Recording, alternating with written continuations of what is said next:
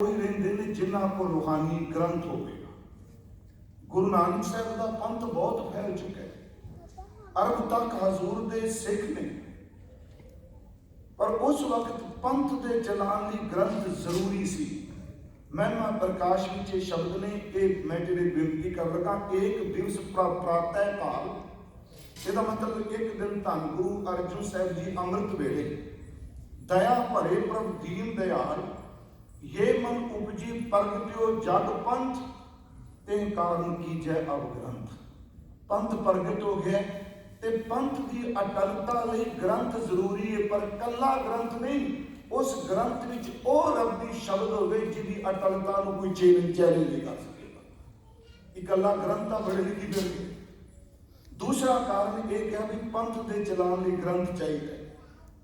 तीसरा एक होर मैं कल कहा सी कि सतगुरु जी ने घोर बख्शिश की थी कि हुण जदों असीं देह च गुरु के दर्शन करने, पर इस गल नूं मैं हाथ जोड़ के बेनती करांगा कि जिस देह राही शब्द प्रगट होया है, सिखो एक गल याद रखियो, उस देह लई नरादरी भरे शब्द ना कभी वरते। मेरी गल सुनो, सहबता एक है, शब्द एक के बाणी एक, पर जदों असीं गुरु ग्रंथ साहिब की बाणी पढ़ने, गुरु बाणीकार जिहड़े ने वो नानक शब्द तो सतगुरु गुरु नानक शब्द तो बिना दूजा शब्द ही नहीं वरते। आप सबनों पता है, अगे मैं अर्ज करता। पर जदों गुरु के रिवादी गाते सत्ता बलवंत जी वार उच्चारण करते ते वो पंज पातशाहियां की सिफत विच 8 पौड़ियां कहते, पर उन्हां 8 पौड़ियां विच उस शरीर की उपमा भी करते हैं जिस शरीर राही शब्द प्रगट होया है। जिवें उदाहरण के तौर पर पहला बचन है, नाउ करता कादर करे क्यों बोल होवे जो कीमत है, दे गुणा सत भैन भार आव है पारंगत दान पड़ीमद है। डूमा की बोली, नानक राज चलाया सच कोट शतानी नीमद है, लैने धरियों छत सिर कर सिफती अमृत पीमद है, मतगुर आत्म देव की खड़क जोर प्रापो है जीद है, गुर चेले रह रास की नानक सलामत कीमद है, सह टिक्का दितोष जीवन है। मैं फिर बेनती करा, देखो ने कि शब्द केड़ा वरत्या। पहली तुक है उंज वैसे गुरमुखो जिन्होंने आप विच बहुत गुरमुख बैठे हैं, बहुत बाणी पढ़ते। मैं कल भी कहा बटरी नहीं होंगी, चेहरे तो पता लग जाता है। इस रामकली की वार का पाठ जरूर करिया। मेरी बेनती अमृत वेले खास करके इशनान करते मिनट सारे 4-5 ही लगते हैं, 4-5 मिनट सारी। ये के कारण भी गुरमुख प्यारे कहते होंगे सन कि गुरु निंदिया होगी जबान तो सत्ता बलवंत साहब जी तो, पर जदों उन्हें सिफत कही सच्ची मुच्ची निंदिया का पाप पंड कर गई। पता नहीं सवेर तो शाम तक चेत अचेत किन्नियां कुछ निंदिया कर रहे हैं। घट्टो घट इस वार का पाठ करके अपने बोझ की भी खिमा जरूर मंग लिया करें। है तो 5 गुरु साहबाना की सिफत है। हुण उस विच जदों पहली जदों बोल रहे सन बाबा नानक जी को कौन जानता है, उन्हें शुरू इतों किया, नाउ करता कादर करे क्यों बोल होवे जो कीमत है। इहदा अर्थ मेरे गुरु नानक साहब जी तुहाडे नामने नूं तुहाडी वडियाई नूं परमात्मा ने उच्चा चुकिया है। किस बंदे को जबान तेरी वडियाई नूं जबान नाल तोड़ के दस सके। पहलों कह रहे सन जानदा कौन है, हुण तुसीं देखो इह गुरु नानक साहब की सिफत है। हुण जदों इह चीज पाठ करने मैं तां थोड़ा जिहा आप जी ध्यान दिवाना चाहना। मैं कल भी गया सी उत्थे सुख सागर गुरुद्वारे, इत्थे भी मैं कहांगा भाई साहब नूं कहा कि तकरीबन साडे विचों 95% सिख ऐसे ने जिन्होंने गुरु ग्रंथ साहब की बाणी का ब्यौरा ही नहीं। सच्ची मुच्ची कोई पता नहीं बाणी की तरतीब कही है, केड़े सरले। जे तुसीं कहो जी गल तर्क नाल करो जी, बच्चे साडे सिर्फ दलील मानते हैं। इत्थे दलील किहड़ी काम करेगी, जिहड़ा 25 साल बाद भी जन्मे है उन्होंने गुरु ग्रंथ साहब कहते वो प्यो है, जिहड़ा 25 साल पहला जन्मे उन्होंने गुरु ग्रंथ साहब कहते पुत्र है। सारे अर्थ यही कीते ना, इत्थे तर्क मर गया। सो टिक्का सो बहना सोई दीवान प्यू दादे जे विहार, प्यू गुरु अंगद देव ते दादा गुरु नानक साहब। ते जे तुसीं तिन्नां दी कुल देखो, एक बेटी ने, दूजे त्रेन ने ते तीजे भल्ले ने कुल मिलदी पई। पर प्यो दादा बना दिता। सो टिक्का कोई मत्थे का नूर, टिक्का का अर्थ मत्थे का नूर, बहना का अर्थ है ताकत, जिथे बैठे हो, ते दीवान का अर्थ दरबार।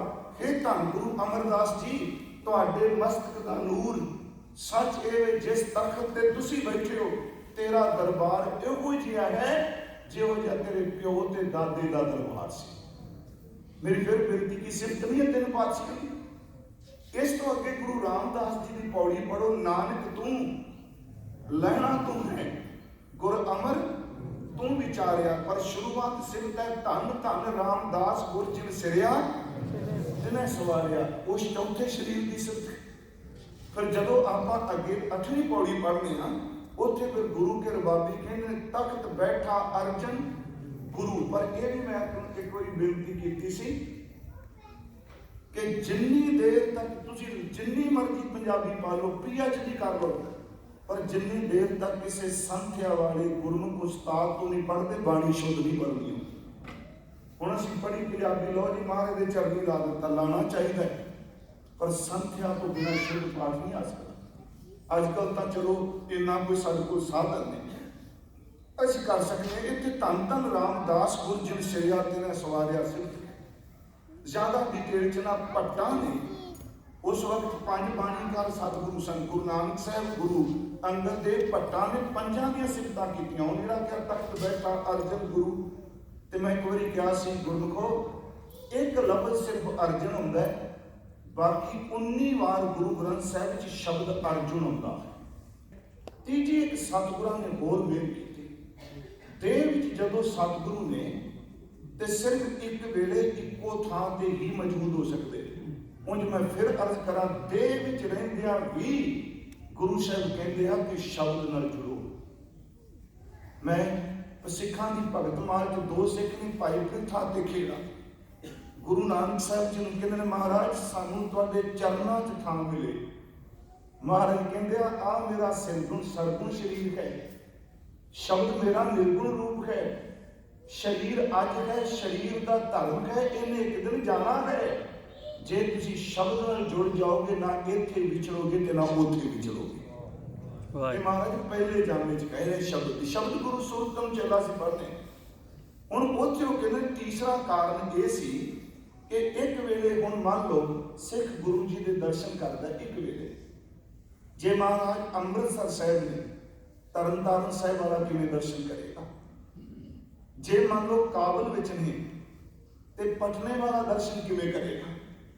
महाराज कहने लगे आ शरीर एक वेले इक्को थां ते मौजूद रहेगा, ऐसे सतगुरु गुरु ग्रंथ साहिब नाल जोड़ दियांगा, इक्को वेले करोड़ां सिख इहनूं पढ़ सकोगे ते दर्शन कर सकोगे। एक सच ना है असी धनवान हाँ, असी अमीर हाँ, असी सच्ची मुच्ची बहुत बहुत वड्डे अमीर हाँ, हम धनवान। गुरु ग्रंथ साहिब का शब्द प्यो दादे का खोल डिठा खजाना, ता मेरे मन भया निधाना। प्यारो अगे फिर कहता मुल कोई नहीं। यही कारण याद रखो, तुसी गुरु घर जिन्ने भी पैसे देंगे हो मुल कितने नहीं लेते। और सीधा कट दोगे थले भेटा लिखा होगा, इस तरह ही है ना।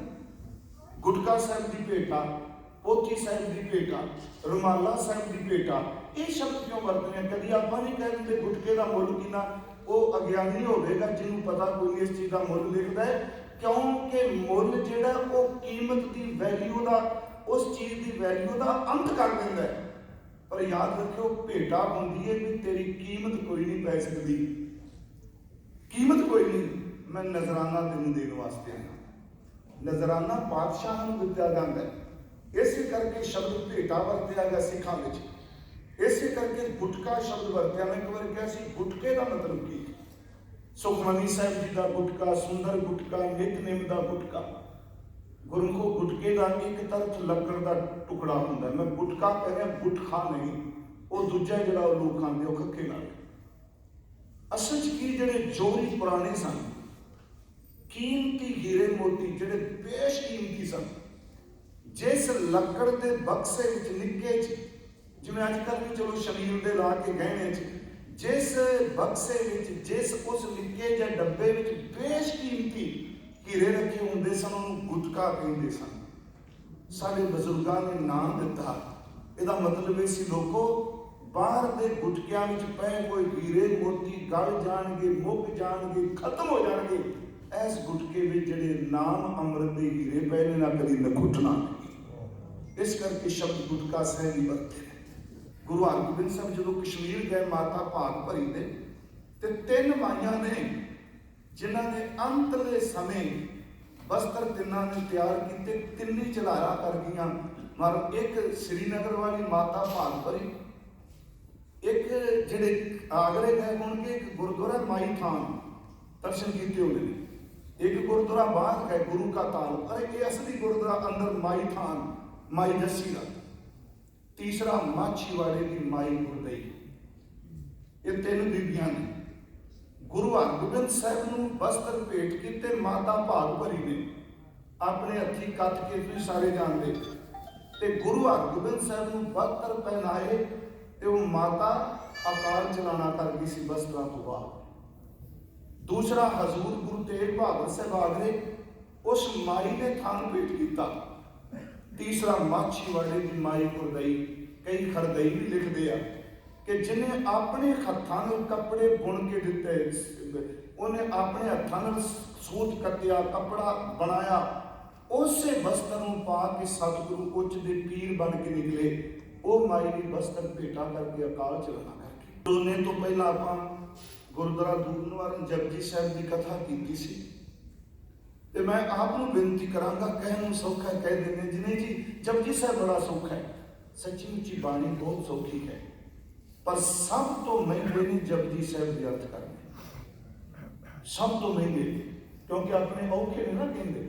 आप सारे गुरमुख बैठे हो, साडे च बाणी औखिया नहीं कहा जाता, साडे बजुर्गों की शब्दावली। आप तुसीं देखो सब तो ज्यादा नन्ना, मैं उस दिन उत्थे कथा च क्या सी, सब तो नन्हे ज्यादा नन्हे अखर की वरतों गुरु नानक साहब ने जपजी साहब च कीती है। फिर तुसीं पुनरुक्ति बहुत है, बार बार हजूर एक गल कही जाते। हुण उसकी जिहड़ी तुसीं छंदाबंदी देखोगे कमाल कर दी। जपजी साहब च आप नूं पता होवे चौपई भी है, सारे पॉजिटिव देख के खुश होंदे सन, अज जिहड़ा पॉजिटिव आए सारे रोन लग पे, अज नैगेटिव की वैल्यू पै गई। समय समय का खेल है ना। हुण तुसीं देखो नन्ना जिहड़ा अखर है उन्होंने किवें पॉजिटिव मिलदी है, जिवें असीं पाठ करने हैं कि हुक्म खोबण आकार, पर नाल कह दिता हुक्म ना कहा जाए, ना कहा जाए बाकी गुणा नहीं, ना कहा जाए का मतलब समर्पण वैगुरु मैं कह नहीं सकता। जब आप 5वीं पौड़ी पढ़ते हो, जे को जाना आखा नाही, ये भी नन्ना है, कहना कथन ना जाई, ना जाई कहना कथन न जाई, गुरा एक दे बुझाई सबना जियां का एक दाता सो मैं विसर है। मन्ने की गत कही ना जाए, ना जाए भी समर्पण है। वारिया ना जावा एक बार, सा लाही सा लाहे एती सुरत ना पाईया, अंत ना सिद्धि कह ना अंत, गुरु को अखीर तक पढ़ी जाओ। इन्ना नन्ना अखर वरत्या, ये शब्द की वरतों की अखर ते शब्द रूपी, और उस नन्ने विच भी समर्पण है। महाराज गुरु हरगोबिंद साहब जी ने कथा की जपजी साहब की, ते जिन्ना टेके जपजी साहब पढ़े, बोल के पढ़ो। गुरमुखो जिन्होंने जबानी कंठ है वो जबान बंद करके सुरत नाल पढ़ो, क्योंकि मन बड़ा वैड़ा जी। इन्ना तेज कहना साडी रहत मर्यादा च लिखे, इक्को वेले एक ही काम करना है। विजा पाठ या कीर्तन, मैं कहना भी शरीर के तौर पर इक्को हो जाऊगा, मन को पुछ के देखो किन्ने काम करके होगा, इक्को वेले एक काम करता है। पर जे आप जबान नाल बोलने हैं, चेते हो गया या चलंत पाठ हो गया, मन इन्ना चला के उन्हें पता है कि इन्हें उच्चारण भी कर लेना, दिमाग विचों शब्द भी निकलने ने, विचों उड़ारी मार जाता है। कह लगे कर दी, पर इस कथा नूं गुरु नानक साहब जाने जिन्हें जपजी उच्चारण किया। बचन है बहुत श्रीमुख बचन पखानो, अर्थ या है गुरु नानक जाने। इन्हां अर्थां नूं गुरु नानक साहब जाने। मैं ये नहीं कह रहा भी सानूं अर्थ नहीं करने चाहिए, मैं फिर कहना वा कि अखरी अर्थ बोधक अखरां तो अगे एक आत्मक अखर ने, अर्थ ने ਜਿਹੜੇ अर्थ सिर्फ वो ही कर सकता है ਜਿਹਦੇ ਉੱਤੇ ਰੱਬ जी की मेहर हो। फिर अर्थ सुनो, ये आप नहीं कहना भी ढेरी ढाडी नहीं अर्थ करते। जदों पाठ किया प्यो दादे का खोल डिठा खजाना, ते महाराज कहते ता मेरा मन भया निदाना। देखो बाहर के धन का जिन्ना मान करांगे डुबांगे। महाराज ने गुरु अर्जन साहब ने कहा धन भूमिका जो करे गुमान सो मूर्ख अंधा ज्ञान। ते शब्द खजाने का जिन्ना मान करोगे भी रब की सिफत होगी। तार नहीं किया मैं तिना भगतों का कल जिक्र किया।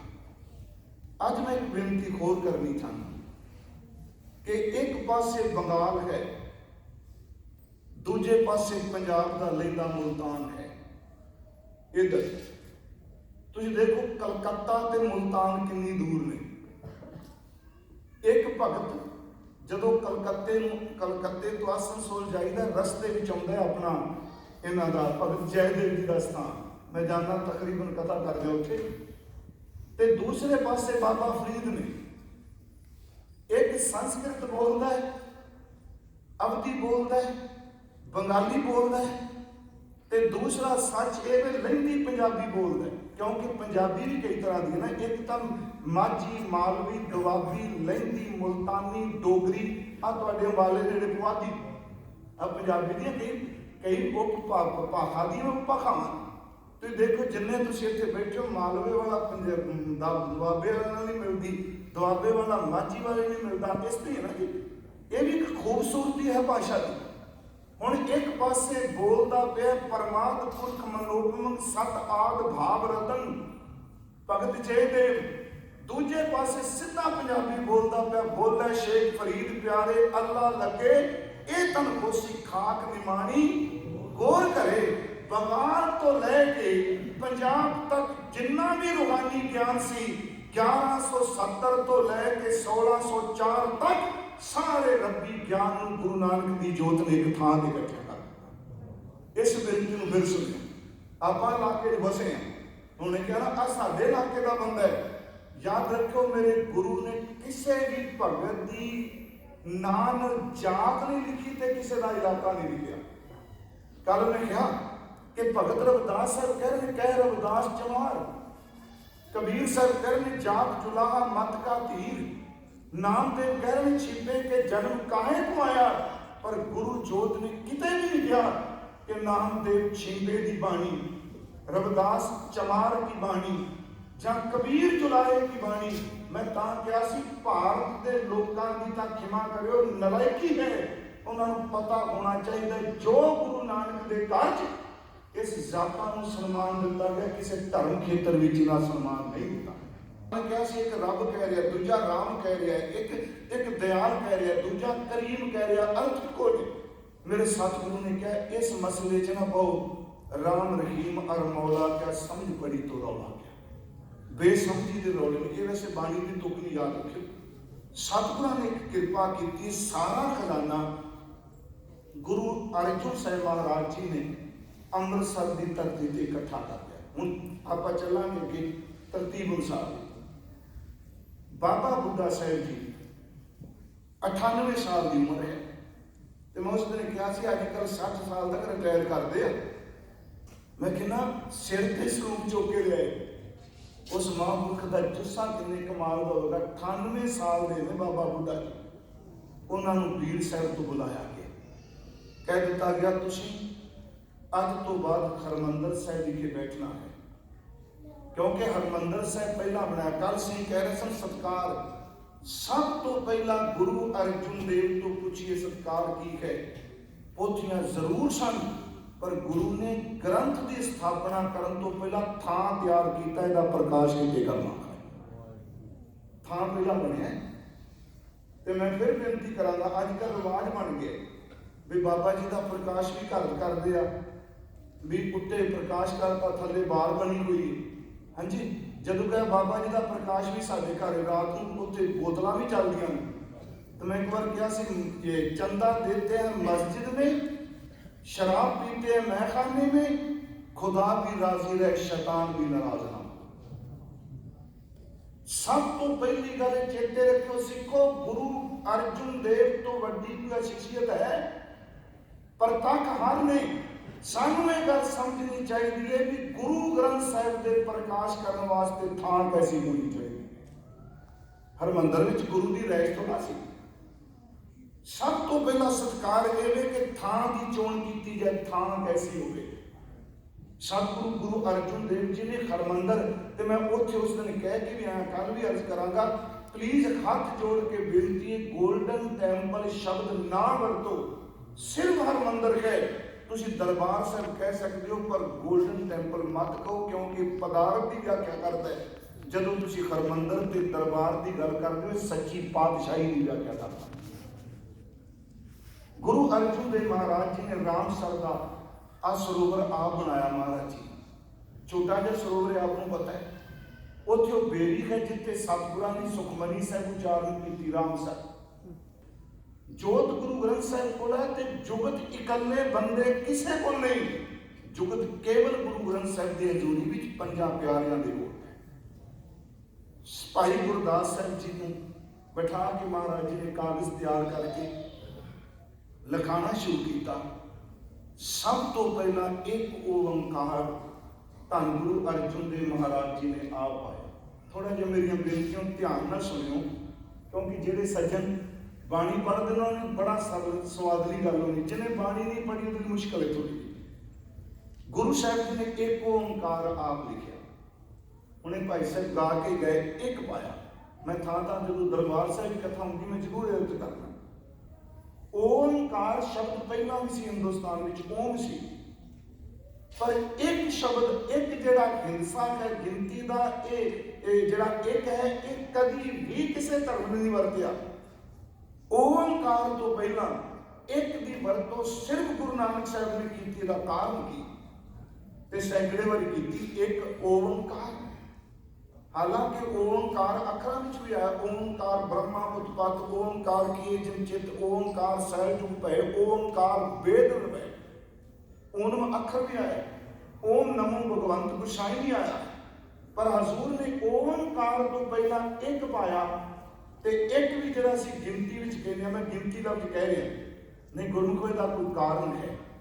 तुसी एक दे दर्शन जिहड़े गुरु ग्रंथ साहिब अखरां च करदे हो, ईडी नूं सियारी, कक्के नूं सियारी एक, ये दूजी पौड़ी च आउंदा है। एक ना हुक्मी बख्शीश, एक हुक्मी, इत्थे एक बहुवचन है, सियारी लगी पर कई, ये एक दर्थ कई। हुण जदों असीं पाठ करने एका माई जुगत विआई तिन चेले प्रवान, एक संसारी, वो एक वचन का लफ्ज एक ही, ईडी सियारी कक्का। एक आउंदा है ईडी सियारी कक्का औंकड़, पर गुरु जी ने ओंकार तो पहला ईडी सियारी कक्का नहीं पाया। सारिया थावां तुसीं जिथे भी पढ़दे हो ओंकार तो पहला मंगल एक। मैं आपको एक बार बेनती की सी कि इहदा भी एक कारण है, क्योंकि ओम जिहड़ी धुनी है इस दे तीन अर्थ किए गए। वो कहते ऐड़ा ऊड़ा ते मम्मा ओम, इहदा मतलब है ब्रह्मा विष्णु और महेश। मैं 26 अर्थ दे पढ़ने सिर्फ ओंकार दे, वो वख बनाए गए। माया के 3 गुण, 3 लोक, 3 ताप। गुरु साहब ने ओंकार तो पहला एक पा के सारी व्याख्या समेट दी। लोको ये 2-3 अर्थ मत करियो, सिर्फ एक जिस एक वर्गा होर एक कोई, एक जिस एक वर्गा होर कोई एक है ही नहीं। फिर बेनती एक ओंकार गुरु अर्जुन देव महाराज जी ने पाया। हुण कार जिहड़ा पिछे कक्का कन्ना रारा नहीं है, कार ओम ते लग गया। ते कार की है? कुछ विद्वान कहते संस्कृत का पिछेतर है। ਇਹਦਾ अर्थ ਹੁੰਦਾ निरंतरता, जिवें झगतकार, निरुद्धकार, स्वर्णकार, ਜਿਹੜੀ किरत लगातार ਹੁੰਦੀ ਪਈ है। एक ओंकार का अर्थ है पार ब्रह्म परमेश्वर एक अदुੱਤੀ। अदुੱਤੀ का मतलब ये नहीं कि केवल एक थां ते, जिहड़ा सारियां थावां ते सर्वव्यापक। महाराज सच्चे पातशाह जी ने जदों लिखना शुरू किया, सब तो पहली जिहड़ी बाणी दर्ज की उस वक्त का नेम सी, उस वक्त का मैं कह रहा सब तो पहला सी जप निशान, जिस बाणी नूं आपां जपजी साहिब कहते हैं। सोधर नहीं है, जप करेगा ਤੇ 100 ਦਰ ਤੱਕ ਪਹੁੰਚੇਗਾ ਤੇ ਚੇਤੇ ਰੱਖੀ ਇਹਦੇ ਦਰ ਨੂੰ ਖੜਕਾਏਗਾ, ਇਹਦਾ ਘਰ ਖਾਲੀ ਨਹੀਂ। ਉੱਥੇ ਅਗਲਾ ਸਰਲੇਖ ਹੈ 100 ਪੁਰਖ ਜਪ, 100 ਦਰ 100 ਪੁਰਖ। ਇਹਦਾ ਮਤਲਬ ਕਿ ਬਾਣੀ ਪੜਨ ਵਾਲਿਆ ਕਿ ਜੇ ਜਪ ਕਰੇਗਾ, ਸਿਮਰਨ ਕਰੇਗਾ ਤੇ ਬੂਹੇ ਤੱਕ ਪਹੁੰਚਣਾ ਹੈ।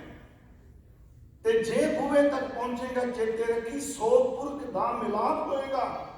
ਤੇ 100 ਪੁਰਖ ਦਾ ਮਿਲਾਪ ਹੋ ਜਾਏ, ਲੋਕ ਮੌਤ ਦੇ ਬਹਿਣ ਪਾਉਂਦੇ ਨੇ, ਤੇਰੇ ਵਾਸਤੇ ਮੌਤ ਵੀ ਵਿਆਹ ਦਾ ਗੀਤ ਬਣ ਜਾਏਗਾ ਜੇ ਤੂੰ 100 ਪੁਰਖ ਤੱਕ ਪਹੁੰਚ ਜਾਏ। ਫਿਰ ਬਿਰਤੀ ਸ੍ਰੀ ਰਾਗ ਤੋਂ ਪਹਿਲਾਂ 4 ਸਰਲੇਖ ਨੇ, ਜਪ, 100 ਦਰ, 100 ਪੁਰਖ ਤੇ ਸੋਹਿਲਾ। ਮੈਂ ਆਪ ਨੂੰ ਫਿਰ ਅਰਜ਼ ਕਰਦੇ ਹਾਂ, ਦੇਖੋ ਜਪ ਦੀ ਇੱਕ ਬੜੀ ਵੱਡੀ ਸਾਧਨਾ ਹੈ, ਜਿਹਨੂੰ ਹਾਲਾਂਕਿ ਬਾਣੀ 'ਚ ਜਪ ਖੰਡਨ ਵੀ ਕੀਤਾ ਹੈ। ਕਿਆ ਜਪ, ਕਿਆ ਤਪ, ਕਿਆ ਬ੍ਰਤ ਪੂਜਾ। ਤੇ ਦੂਜੇ ਪਾਸੇ ਬਾਣੀ ਕਹਿੰਦੀ ਜਪ ਤਪ ਸੰਜਮ ਧਰਮ ਨਾ ਕਮਾਇਆ। ਇੱਕ ਪਾਸੇ ਬਾਣੀ ਉੱਚੇ ਬੋਲਣ ਵਾਲੇ ਨੂੰ ਕਹਿੰਦੀ ਹੈ ਕਬੀਰ ਸਾਹਿਬ ਦਾ ਬਚਨ, ਮੁੱਲਾ ਮਨਾਰੇ ਕਿਆ ਚੜ੍ਹੇ ਸਾਈਂ ਨਾ ਬੋਲਾ ਬਹਿਰਾ ਹੋਏ। ਤੇ ਦੂਜੇ ਪਾਸੇ ਉਹੀ ਮਹਾਂਪੁਰਖ ਕਹਿ ਰਹੇ ਨੇ ਕੇਸੋ ਕੀਸੋ ਕੂਕੀਆ ਨਾ ਸੋਈਆ ਆਸਾਰ। ਹਰ ਥਾਂ ਤੇ ਸ਼ਬਦ ਦੇ ਆਪਣੇ ਅਰਥ ਨੇ। ਹੁਣ ਆ ਜਿਹੜਾ ਉਸ ਤੋਂ ਅੱਗੇ ਸਤਿਗੁਰਾਂ ਨੇ ਸ੍ਰੀ ਰਾਗ ਸ਼ੁਰੂ ਕਰਾਇਆ, ਕਿਉਂਕਿ ਇਸ ਸਰੂਪ ਵਿੱਚ 10ਵੇਂ ਪਿਤਾ ਜੀ ਨੇ ਜੈਜਾਵੰਤੀ ਕੀਰਤ ਦਰਜ ਕੀਤਾ। ਜੈਜਾਵੰਤੀ ਰਾਗ ਸਿਰਫ ਗੁਰੂ ਤੇਗ ਬਹਾਦਰ ਸਾਹਿਬ ਦਾ ਨੂੰ ਪਤਾ ਹੈ। ਉਸ ਵਕਤ ਸ੍ਰੀ ਰਾਗ ਪਹਿਲਾ ਸੀ ਜੀ ਤੇ ਪ੍ਰਭਾਤੀ ਅਖੀਰਲਾ ਸੀ। ਜਿਹੜੇ ਕੀਰਤਨ ਕਰਦੇ ਸਿੱਖਾਂ ਨੂੰ ਪਤਾ ਹੈ ਸ੍ਰੀ ਰਾਗ ਦੇ ਗਾਉਣ ਦਾ ਸਮਾਂ ਰਾਤ ਦਾ ਪਹਿਲਾ ਪਹਿਰ। ਆ ਜਿਹੜਾ ਪਹਿਰ ਹੁਣ ਸ਼ੁਰੂ ਹੋ ਗਿਆ ਨਾ, ਇਹ ਸ੍ਰੀ ਰਾਗ ਦਾ ਹੈ। ਹਨੇਰੇ ਤੋਂ ਸ਼ੁਰੂ ਕਰਨਾ ਹੈ। ਜਪਜੀ ਸਾਹਿਬ ਉੱਤੇ ਰਾਗ ਦੀ ਕੋਈ ਬੰਦਿਸ਼ ਨਹੀਂ। ਜਪਜੀ ਸਾਹਿਬ ਉੱਤੇ ਕੋਈ ਰਾਗ ਨਹੀਂ, ਮਹੱਲਾ ਵੀ ਕੋਈ ਨਹੀਂ। ਜਪਜੀ ਸਾਹਿਬ ਉੱਤੇ ਕਈ ਪੌੜੀਆਂ 'ਚ ਨਾਨਕ ਪਦ ਵੀ ਨਹੀਂ ਆਇਆ, ਪਰ ਸਤਿਗੁਰੂ ਗੁਰੂ ਨਾਨਕ ਸਾਹਿਬ ਦੀ ਬਾਣੀ। ਉਸ ਤੋਂ ਬਾਅਦ ਰਾਗਾਂ 'ਚ ਕਿਹਾ ਕਿ ਇਹਨੂੰ ਗਾਓ। ਥੋੜਾ ਜਿਹਾ ਮੇਰੀ ਬੇਨਤੀ, 30 ਰਾਗ ਵਰਤੇ, ਪਰ 30 ਰਾਗ ਮੇਨ ਸਨ। ਇਸ ਤੋਂ ਇਲਾਵਾ ਉਪ ਰਾਗ ਬੜੇ ਨੇ। ਇੱਕ ਰਾਗ ਵਿੱਚ ਮੈਂ ਇੱਕ ਦਿਨ ਕਿਹਾ ਸੀ ਗੌੜੀ 12 ਤਰ੍ਹਾਂ ਦੇ ਰਾਗ ਨੇ ਵਿੱਚ। ਗੌੜੀ ਪੂਰਬੀ, ਗੌੜੀ ਬੈਰਾਗਨ, ਗੌੜੀ ਦੱਖਣੀ, ਗੌੜੀ ਵੀ, ਸੋਲਵੀ। ਰਾਮਕਲੀ ਇੱਕ ਨਾਰਥ ਵਿੱਚ ਗਾਈ ਜਾਂਦੀ ਹੈ, ਇੱਕ ਸਾਊਥ ਵਿੱਚ ਗਾਈ ਜਾਂਦੀ ਹੈ। ਮੇਰੇ ਗੁਰੂ ਨੇ ਰਾਮਕਲੀ ਨਾਲ ਦੱਖਣੀ ਲਿਖਿਆ ਵੀ ਜਿਹੜੀ ਪੰਜਾਬ ਵਿੱਚ ਗਾਉਂਦੇ ਨੇ ਇਹ ਸੁਰਾਨੀ ਰਾਗ ਸਾਊਥ ਵਿੱਚ ਗਾਈ ਜਾਂਦੀ ਹੈ। ਇਹ ਦੱਖਣੀ ਸ਼ਬਦ ਸ੍ਰੀ ਗੁਰੂ ਨਾਨਕ ਸਾਹਿਬ ਨੇ ਵਰਤੇ। ਵਡਹੰਸ ਵਿੱਚ ਦੱਖਣੀ ਵਰਤੇ ਹਜ਼ੂਰ। ਰਾਗ ਹੈ ਤਿਲੰਗ, ਨਾਲ ਮਿਲਾ ਦਿੱਤਾ ਕਾਫੀ। ਰਾਗ ਹੈ ਪ੍ਰਭਾਤੀ, ਨਾਲ ਮਿਲਾ ਦਿੱਤਾ ਵਿਭਾਸ। ਰਾਗ ਹੈ ਬਸੰਤ, ਨਾਲ ਮਿਲਾ ਦਿੱਤਾ ਖੰਡੋਲ। ਰਾਗ ਹੈ ਆਸਾ, ਨਾਲ ਕਹਿ ਦਿੱਤਾ ਅਸਾਵਰੀ। ਮੈਂ ਸਿਰਫ ਤੁਹਾਨੂੰ ਸੰਖੇਪ ਜੀ ਬੇਨਤੀ ਕਰ ਲਗਾ ਵਾਂ ਕਿ ਗੁਰਮੁਖੋ ਠੀਕ ਹੈ ਮੈਂ ਸਾਖੀ ਸੁਣਾ ਦਿਆਂਗਾ ਵੀ ਮਹਾਰਾਜ ਜੀ ਨੇ ਬਾਬਾ ਬੁੱਢਾ ਸਾਹਿਬ ਤੋਂ ਪ੍ਰਕਾਸ਼ ਕਰਾਇਆ, ਪਰ ਖੋਲ ਦਿੱਤਾ ਖਜ਼ਾਨਾ ਕੀ ਹੈ। ਸੱਚੇ ਪਾਤਸ਼ਾਹ ਜੀ ਨੇ ਕਿਨ ਰਾਗ ਕਿਉਂ ਚੁਣੇ। ਹਾਲਾਂਕਿ ਇਸਲਾਮ ਅੰਦਰ ਰਾਗ ਦੀ ਮਨਾਹੀ ਆਪ ਨੂੰ ਪਤਾ ਹੈ, ਪਰ ਜਿੰਨੇ ਉਸਤਾਦ ਪੈਦਾ ਹੋਏ ਸਾਰੇ ਮੁਸਲਮਾਨਾਂ ਚੋਂ ਟੌਪ ਦੇ। ਰਾਗ ਵੈਸੇ ਅਰਬੀ ਦੀ ਕਿਤਾਬ ਸੀ, ਉਹਦੇ ਵਿੱਚ ਤਰਜਮਾ ਕੀਤਾ ਉਹਦਾ ਉਰਦੂ 'ਚ। ਸੂਫੀ ਲੋਕ ਰਾਗ ਨੂੰ ਪਸੰਦ ਕਰਦੇ। ਉਹ ਕਹਿੰਦੇ ਸਨ ਰਾਗ ਅੱਲਾ ਦੀ ਸਦ ਹੈ, ਰਾਗ ਅੱਲਾ ਦੀ ਸਦ ਹੈ। ਇਹਦਾ ਜਵਾਬ ਰੂਹ ਨੇ ਦੇਣਾ ਹੈ। ਕੀ ਦੇਣਾ ਹੈ ਕਿ ਉਹਦੇ ਪਿਆਰ ਵਿੱਚ, ਉਹਦੇ ਆਵਾਜ਼ ਵਿੱਚ ਇੰਨਾ ਕੁ ਮਦਹੋਸ਼ ਹੋ ਜਾਏ, ਉਹਨੂੰ ਪੁਕਾਰਦਿਆਂ ਭੁੱਲ ਜਾਏ, ਬਸ ਉਹਦੇ ਪਿਆਰ ਦੀ ਸਭ ਕੁਝ ਭੁੱਲ ਜਾਣਾ। ਇਹ ਹੀ ਰੂਹ ਦਾ ਜਵਾਬ ਹੈ ਅੱਲਾ। ਮੈਂ ਕਈ ਵਾਰੀ ਕਹਿੰਦਾ ਪੰਜਾਬ ਦਾ ਜਿਹੜਾ ਫੋਕ ਸੀ, ਥੋੜ੍ਹੀਆਂ ਜਿਹੀਆਂ ਉਦਾਹਰਨਾਂ ਦਿਆਂਗਾ। ਇਹ ਲੜੀ ਆਪਾਂ ਕੱਲ੍ਹ ਨੂੰ ਅੱਗੇ ਸੰਪੂਰਨ ਕਰਾਂਗੇ। ਬੀਬੀਆਂ ਭੈਣਾਂ ਬੈਠੀਆਂ, ਘੋੜੀਆਂ ਪੰਜਾਬ ਦਾ ਫੋਕ ਹੈ। ਘੋੜੀਆਂ ਤੇ ਸੁਹਾਗ ਦੋ ਚੀਜ਼ਾਂ ਨੇ। ਗੁਰੂ ਸਾਹਿਬ ਨੇ ਘੋੜੀਆਂ ਦੀ ਤਰਜ ਨੂੰ ਵੀ ਅਪਣਾ ਲਿਆ, ਨਫ਼ਰਤ ਨਹੀਂ ਕੀਤੀ। ਉਹਨਾਂ ਨੇ ਵਡਹੰਸ ਰਾਗ ਦੇ ਵਿੱਚ ਜਿਹੜੀ ਬਾਣੀ ਹੈ ਉਹਦਾ ਸਰਲੇਖ ਘੋੜੀਆਂ ਦਿੱਤਾ। ਤੇ ਇਹਦਾ ਮਤਲਬ ਇਹ ਸੀ ਕਿ ਪਾਠ ਕਰਨ ਵਾਲੇ ਸਿੱਖੋ ਯਾਦ ਰੱਖਿਓ ਕਿ ਇਸ ਬਾਣੀ ਨੂੰ ਉਸ ਤਰਜ ਵਿੱਚ ਗਾਇਓ ਜਿਹੜੀ ਤਰਜ ਵਿੱਚ ਬੀਬੀਆਂ ਘੋੜੀਆਂ ਗਾਉਂਦੀਆਂ ਨੇ। ਤੇ ਤੇਜਨ ਜੀ ਰਾਮ ਉਪਾਇਆ ਰਾਮ ਪੰਜਾਬ ਦਾ ਫੋਕ ਘੋੜੀਆਂ ਵਿੱਚ ਲਿਖ ਦਿੱਤਾ। ਉਸ ਤੋਂ ਬਾਅਦ ਨੇ ਅਲਾਹਣੀਆਂ ਦਾ ਸੰਬੰਧ ਆਪ ਸਭ ਨੂੰ ਪਤਾ ਮ੍ਰਿਤਕ ਨਾਲ ਹੈ। ਵੈਸੇ ਉਹ ਵੀ ਮਰੇ ਹੋਏ ਦੇ ਗੀਤ ਹੀ ਗਾਏ ਜਾਂਦੇ ਆ। ਗੁਰੂ ਸਾਹਿਬ ਨੇ ਐਲਾਨੀਆਂ ਦਰਜ ਕਰ ਦਿੱਤੀਆਂ। ਇਹਦਾ ਮਤਲਬ ਇਹ ਸੀ ਕਿ ਐਵੇਂ ਵੈਨ ਨਾ ਪਾਓ, ਇਸੇ ਤਰਜ ਵਿੱਚ ਆਓ ਗਾਓ। ਇਹ ਦੁਨੀਆ ਨਾਸ਼ਵੰਤ ਹੈ, ਧਨ ਸਰੰਦਾ ਸੱਚਾ ਪਾਤਸ਼ਾਹ ਜਿਨ ਜਗ ਧੰਦਾ ਲਾਇਆ। ਮੋਰਤ ਪੁੰਨੀ ਪਾਈ ਭਰੀ ਜਾਨੀੜਾ ਘੱਟ ਚਲਾਇਆ। ਮੇਰੀ ਫਿਰ ਬੇਨਤੀ ਸੁਣਿਓ, ਘੋੜੀਆਂ ਸਿਰਫ ਦੁਨਿਆਵੀ ਗੀਤ ਸਨ, ਉਹਦੇ ਵਿੱਚ ਮਲੀਨਤਾ ਵੀ ਸੀ। ਗੁਰੂ ਨੇ ਘੋੜੀਆਂ ਦੀ ਤਰਜ ਨੂੰ ਸੱਚੀ ਮੁੱਚੀ ਉਸ ਭਾਂਡੇ 'ਚ ਰੱਬੀ ਸ਼ਬਦ ਰੱਖ ਦਿੱਤਾ। ਐਲਾਨੀਆਂ 'ਚ ਵੈਣ ਸਨ, ਉਹਨਾਂ ਦੇ ਵਿੱਚ ਰੱਬੀ ਸ਼ਬਦ ਰੱਖ ਦਿੱਤਾ। ਇੱਥੋਂ ਤੱਕ ਮੈਂ ਭਾਈ ਸਾਹਿਬ ਨਾਲ ਗੱਲ ਕਰ ਰਿਹਾ ਸਾਂ, ਇੱਕ ਸਰਲੇਖ ਹੁੰਦਾ ਕਰ ਹਲੇ, ਕਰੇ ਹੁੰਦਾ ਨਾ। ਹੁਣ ਆਮ ਤੌਰ ਤੇ ਵਿਦਵਾਨਾਂ ਨੇ ਕਰ ਹਲੇ ਦੇ ਅਰਥ ਵੈਸੇ ਹੁੰਦਾ ਊਠ, ਊਠ ਦਾ ਬੱਚਾ ਕਰ ਹਲ। ਮਨ ਨੂੰ ਕਹੇਗਾ ਤਾਂ ਅਰਥ ਕੀਤੇ ਵੀ ਊਠਾਂ ਵਾਲੇ ਜਿਹੜੇ ਨੇ ਵਿਦੇਸ਼ਾਂ ਜਾਂਦੇ ਆ, ਪਰ ਗੁਰਮੁਖੋ ਹੁਣ ਵਿਦਵਾਨ ਇਹ ਮੰਨ ਰਿਹਾ ਕਿ ਕਰ ਹਲੇ ਰਾਜਸਥਾਨ ਦੀ ਧਰਤੀ ਤੇ ਲੰਮੀ ਹੇਕ ਨਾਲ ਗਾਇਆ ਜਾਣ ਵਾਲਾ ਗੀਤ ਹੈ। ਤੁਸੀਂ ਦੇਖੋ, ਮੇਰੀ ਬੇਨਤੀ ਸੁਣੋ, ਜਦੋਂ ਰਾਤ ਨੂੰ ਲੋਕ ਉਹ ਸਬਰ ਕਰ ਰਿਹਾ, ਊਂਠ ਕਿੰਨੇ ਨੇ, ਇੱਕ ਊਂਠ ਦੇ ਅੱਗੇ ਵੀ ਇੱਕ ਪਿੱਛੇ ਹੈ, ਇੱਕ ਲੰਮੀ ਹੇਕ ਗਾ ਕੇ ਗਾ ਰਿਹਾ ਅੱਗੋਂ, ਦੂਜਾ ਉਹਦੀ ਗਾਇਕੀ ਦਾ ਉੱਤਰ ਦੇ ਰਿਹਾ ਹੈ। ਮੇਰਾ ਗੁਰੂ ਕਹਿੰਦਾ ਇਸ ਸ਼ਬਦ ਨੂੰ ਇਸ ਤਰ੍ਹਾਂ ਗਾਇਓ ਜਿਵੇਂ ਰਾਜਸਥਾਨ ਵਾਲੇ ਊਠਾਂ ਵਾਲੇ ਦਾ। ਇੱਕ ਸ਼ਬਦ ਤੁਸੀਂ ਪੜ੍ਹਦੇ ਹੋ ਵਣਜਾਰਾ, ਸਰੇਖ ਵਣਜਾਰਾ ਵੀ ਗੁਰੂ ਗ੍ਰੰਥ ਸਾਹਿਬ ਵਿੱਚ। ਵਣਜਾਰੇ ਦਾ ਮਤਲਬ ਤੇ ਵਪਾਰੀ ਹੁੰਦਾ ਹੈ। ਮੇਰੇ ਮਨ ਸੇ ਬੜੀ ਸੀ ਵੀ ਵਣਜਾਰਾ ਮਹਾਰਾਜ ਨੇ ਰੱਖਿਆ, ਪਰ ਹੁਣ ਪਿੱਛੇ ਜੇ ਖੋਜ ਕਰਦਿਆਂ ਪਤਾ ਲੱਗਾ, ਗੁਰਮੁਖ ਵਿਦਵਾਨ ਸੰਗੀਤ ਵਾਲੇ ਜਾਣਦੇ ਨੇ, ਵਣਜਾਰਾ ਲਵਾਣਿਆਂ ਦਾ ਗੀਤ ਹੁੰਦਾ ਸੀ। ਜਿਹੜੇ ਵਣਜ ਕਰਦੇ ਸਨ ਨਾ, ਗੱਡਿਆਂ ਵਾਲੇ ਗਾਉਂਦੇ ਹੁੰਦੇ ਸਨ। ਉਹਨਾਂ ਨੇ ਗਾਣਾ, ਗੁਰੂ ਸਾਹਿਬ ਨੇ ਕਿਹਾ ਇਸ ਨੂੰ ਵਣਜਾਰੇ ਨੂੰ ਉਸ ਚ ਗਾਈ ਜਿਵੇਂ ਉਹ ਵਪਾਰੀ ਗੀਤ ਗਾਉਂਦੇ ਆ ਗੱਡਿਆਂ ਵਾਲੇ।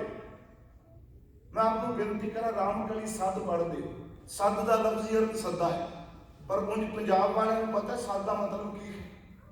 ਖੱਬਾ ਹੱਥ ਕੰਨ ਤੇ ਰੱਖ ਕੇ ਤੇ ਸੱਜਾ ਹੱਥ ਉੱਚਾ ਚੁੱਕ ਕੇ ਜਦੋਂ ਲੰਮੀ ਹੇਕ ਲਾਉਂਦੇ ਨੂੰ ਸੱਦ ਗਿਆ ਜਾਂਦਾ। ਹਾਲਾਂਕਿ ਸੱਦ ਦਾ ਸੰਬੰਧ ਮੌਤ ਨਾਲ ਹੈ। ਮੈਂ ਸਿਰਫ ਟਿਊਕ ਮਾਤਰ ਦਿੱਤਾ। ਗੁਰਮੁਖੋ, ਇਸ ਵਿੱਚ ਘੋੜੀਆਂ ਨੇ, ਇਸ ਵਿੱਚ ਐਲਾਨੀਆਂ ਨੇ, ਇਸ ਵਿੱਚ ਸੱਦ ਹੈ, ਇਹਦੇ ਵਿੱਚ ਕਰ ਹਲੇ ਨੇ, ਇਹਦੇ ਵਿੱਚ ਵਣਜਾਰਾ ਹੈ। ਇੱਥੋਂ ਤੱਕ ਕਿ ਬਾਣੀ ਦੀ ਤਰਤੀਬ ਦਿੰਦੇ, ਇੱਕ ਵਾਰੀ ਮੈਂ ਕਿਹਾ ਸੀ ਤੇ ਕਥਾ ਕਰਦੇ ਹਾਂ, ਪਹਿਲਾਂ ਗੁਰਦੇਵ ਨੇ ਘੋੜੀਆਂ ਦਰਜ ਕੀਤੀਆਂ, ਬਾਅਦ ਵਿੱਚ ਐਲਾਨੀਆਂ ਲਿਖੀਆਂ, ਇਕੱਠੀਆਂ ਹੁੰਦੀਆਂ। ਪਹਿਲਾਂ ਘੋੜੀਆਂ ਫਿਰ ਐਲਾਨੀਆਂ। ਇਹਦਾ ਵੀ ਕੋਈ ਮਤਲਬ ਹੈ, ਜਿਵੇਂ ਜਪ ਸੋਧਨ ਦਾ ਮਤਲਬ ਹੈ, ਨਾਲ ਨਾਲ ਗੁਰੂ ਜੀ ਤਰਕਦੇ ਸਾਨੂੰ ਜੀਵਨ ਸਮਝਾ ਰਹੇ ਆ। ਉਹ ਲੋਕੋ, ਜਿਹਦੀ ਘੋੜੀ ਗਾਈ ਜਾਣੀ ਉਹਦੀ ਕੱਲ ਨੂੰ ਐਲਾਨੀ ਵੀ ਪੜੀ ਜਾਣੀ। ਗੁਰੂ ਗ੍ਰੰਥ ਸਾਹਿਬ ਦੇ ਅੰਦਰ ਮਹਾਰਾਜ ਨੇ ਟਾਈਮ ਦੇ ਸਰਲੇਖ ਥੱਲੇ ਬਾਣੀ ਲਿਖੀ। ਸੁਣਿਓ, ਪਹਿਲੇ ਇਹਦੇ ਸਰਲੇਖ ਥੱਲੇ ਬਾਣੀ, ਪਹਿਰੇ ਇਕੱਠੇ ਹੋਣ ਤੇ ਦਿਨ ਰਾਤ ਬਣਦਾ, ਦਿਨ ਰਹਿਣ ਦੇ ਸਰਲੇਖ ਥੱਲੇ ਬਾਣੀ। ਵਾਰ ਇਕੱਠੇ ਹੋਣ ਤੇ ਮਹੀਨਾ ਬਣਦਾ, 12 ਮਾਹ